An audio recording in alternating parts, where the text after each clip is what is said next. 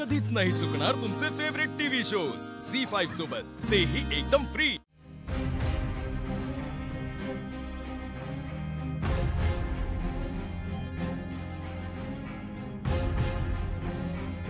Shiva, sorry. मला माहिती आहे तुला माझा राग आला असेल, पण मला कंट्रोलच झालं नाही अगं। चंदनला ते काम करताना बघितलं आणि मला वाईट वाटलं। नाही, बरोबर आहे दिव्या तुझं। म्हणजे चंदन या घरचा मोठा जावई आहे, त्याला अशी कामं देणं, मी तुला प्रॉमिस करते यापुढे मी त्याला असं काही काम देणार नाही। एवढंच नाही अगं, म्हणजे काल त्याने घरचा किराणा आणला, तेवढंच वाईट वाटलं नाहीये मला। तो असं गॅरेजमध्ये काम करत असतो, राबत असतो, मला तेही नाही आवडत। तुझ्या इतक्या ओळखी आहेत, तू बघ ना काहीतरी होत असेल तर, म्हणजे तुला खरंच आमचं सगळं ठीक करायचं असेल तर। एक मिनिट। हाँ भाई बोल। शिवा, पक्या घरी आलाय। भाई साहब तुम्ही पोचा, मी आले। हाँ, पक्याला तर मी काय सोडत नाही आता। हाँ, मी येते, तुम्ही पोचा, मी आले। हाँ ये। दिव्या ऐक ना, मला जायचं, मी तुझ्या नंतर भेटते, बोलू आपण।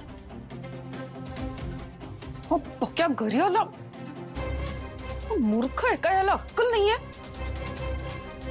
शिवाच्या हाताला लागला तर माझं सगळं भांड फुटेल।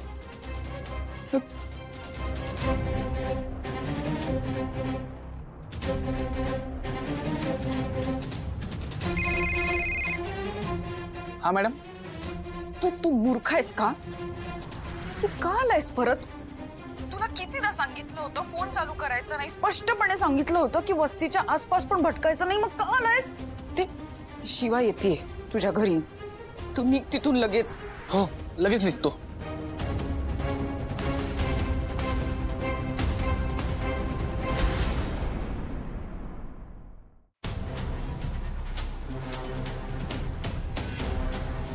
पक्या, पक्या दादा दार उघड। पक्या, अबे इकडे, तो घरात आहे का नक्की? हाँ, तुम्हाला कसं माहिती?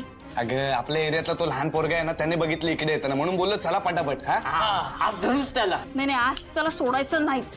तो रात्रभर घरी बसला ना तरी मी ते बाहेर बसून राहीन, पण आज त्याला सोडणार नाही बघ। ए पक्या, ए पक्या, ए थांब रे, हासा यायचं नाही, मी दारच तोडतो। अबे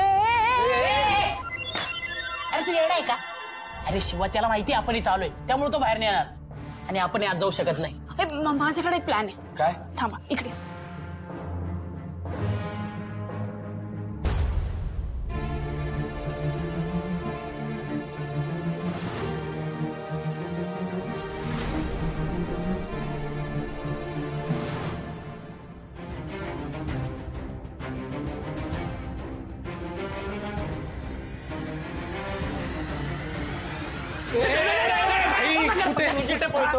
पळतो भाई? एवढ्या दिवसांनी आलाय, काय घाई आहे तुला? कुठे चालला?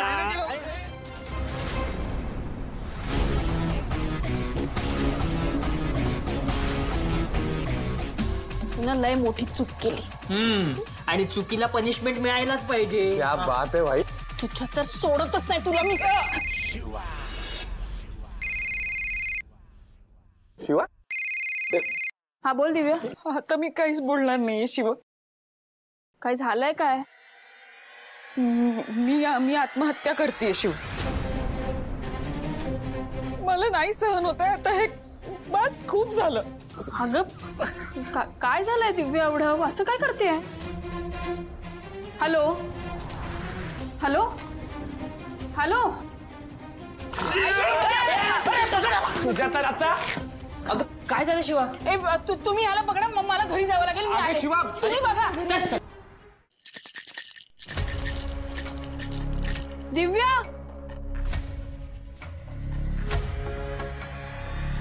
दिव्या, अगं वेडी झाली की काय?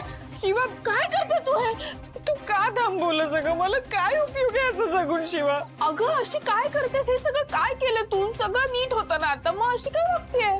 काय नीट आहे? काय नीट आहे माझ्या आयुष्यात? काहीच नीट नाहीये। माझा नवरा तुझ्या गॅरेजवर काम करतो, हे काय आयुष्य आहे का? कंटाळा आलाय मला अशा आयुष्याचा. काय काय हवं होतं मला, काय काय स्वप्न बघितली होती, काहीच माझ्या मनासारखं घडत नाहीये माझ्या आयुष्यात. एका मुलावर प्रेम केलं, लग्नातून पळून जाऊन त्याच्याशी लग्न केलं, तर शेवटी काय तो फ्रॉड निघाला. आता त्याचं प्रेम खरं आहे म्हणून तो माझ्या मागे आलाय. आता म्हणतोय की स्वतःच्या पायावर उभं राहायचंय, तर कसं? तर ते गॅरेज मध्ये काम करून असं होणार आहे का सगळं? नीट तूच सांग. पास झाला तर कंटाळा आलाय मला. ऐक ना, तू शांत हो बरं जरा. तू शांत हो. असं मला कळतंय की आता खूप काही घडून गेलं, पण हा ऑप्शन नाही आहे ना त्याचा, आहे का? तू हे बघ, स्ट्रॉंग राहायला पाहिजे आपण. तू आपल्या आयुष्यात काही संकट आली नाहीत का दिव्या? शिवा पण खूप, मला माहिती आहे हे सगळं खूप कठीण आहे, पण ऐक ना दिव्या, तू एकटी नाहीये. सगळं मी आहे, बाई आजी, आई आहे, सगळे तुझ्या बरोबर आहेत. तुला असं एकटीला सोडू का आम्ही? हे बघ, तू शांत हो. चंदनशी मी बोलते आणि बघते काय होतं, पण तू मला प्रॉमिस दे. तू प्रॉमिस दे, हे असं परत काही करणार नाहीस. प्रॉमिस.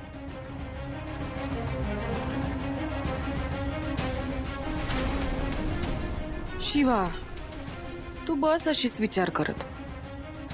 मला जे हवं होतं ते झालं.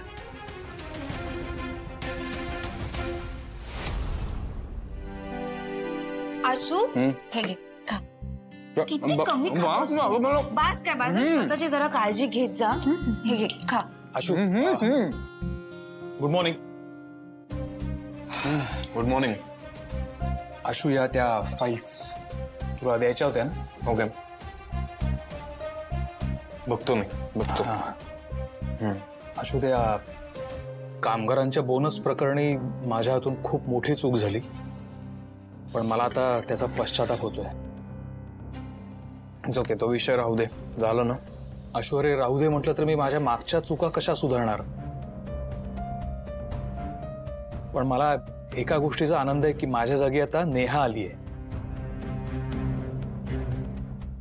नेहा खूप हुशार आहे आणि तिच्या कामात ती चोख आहे अगदी. नाही, आहेच ती हुशार आहे. तिला इंटरेस्ट आहे कामात आणि आवडही आहे. जबाबदारीने काम करते. हो, पण फक्त कामाच्या बाबतीत नाही आहे सुहास.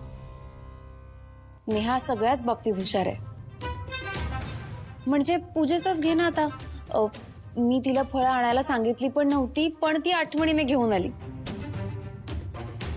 सगळ्यातलं सगळं कळतं नेहाला. कीर्ती, बघ ना, कधी कधी काही लोक अगदी सहज अनपेक्षितपणे आपल्या आयुष्यात येतात ना. अर्थात. आता नेहाचंच घे. मागच्या वेळेस आशूच्या आयुष्यात जे काही झालं, म्हणजे जो काही त्याला धक्का बसला होता, त्याने तो व्यसनाकडे वळला होता. यावेळेस सुद्धा आशू, मला तुझी तीच काळजी होती, पण आता असं काहीच झालं नाही. ह्याचं एकमेव कारण म्हणजे नेहा. ती आयुष्यात आली आहे म्हणून असं काही पुन्हा घडलं नाही. शेवटी संगत महत्वाची ना. झी5 ॲप डाउनलोड करा आणि पहा सर्व एपिसोड्स एकदम फ्री.